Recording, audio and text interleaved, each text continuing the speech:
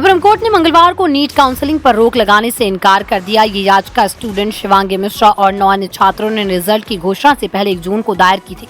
इसमें बिहार और राजस्थान के एग्जाम सेंटर्स पर गलत क्वेश्चन पेपर्स बंटने के चलते हुई गड़बड़ी की शिकायत की गई और परीक्षा रद्द कर SIT जांच की मांग की गई। सुप्रीम कोर्ट की बेंच ने परीक्षा कराने वाली संस्था नेशनल टेस्टिंग एजेंसी यानी NTA को नोटिस जारी करते हुए कहा, नीट UG की विश्वसनीयता प्रभावित हुई, हमें इसका जवाब चाहिए। जस्टिस विक्रम नाथ और जस्टिस एहसानुद्दीन अमानुल्लाह की वैकेशन बेंच ने मामले की सुनवाई की। अब इस मामले की अगली सुनवाई 8 जुलाई को होगी। सुप्रीम कोर्ट में 10 जून को भी नीट रिजल्ट पर रोक लगाने की याचिका दायर की गई।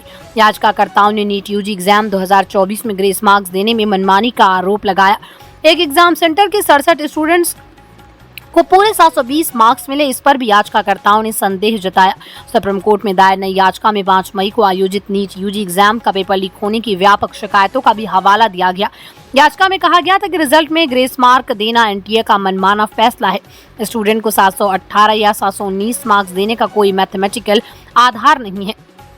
ये याचिका स्टूडेंट वेलफेयर के लिए काम करने वाले अब्दुल्ला मोहम्मद फैज और डॉक्टर शेख रोशन ने दायर की थी।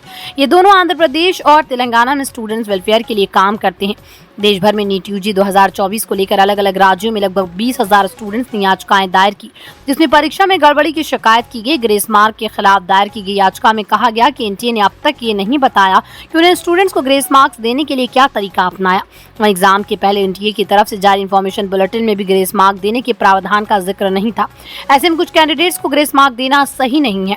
मेडिकल एंट्रेंस के लिए 2015 में AIPMT परीक्षा पेपर लीक के कारण रद्द हुई थी। CBSE ने कोर्ट में कहा था कि 44 छात्र ही लीक में लिप्त थे, लेकिन कोर्ट ने इस तर्क को नहीं माना और फिर परीक्षा हुई थी।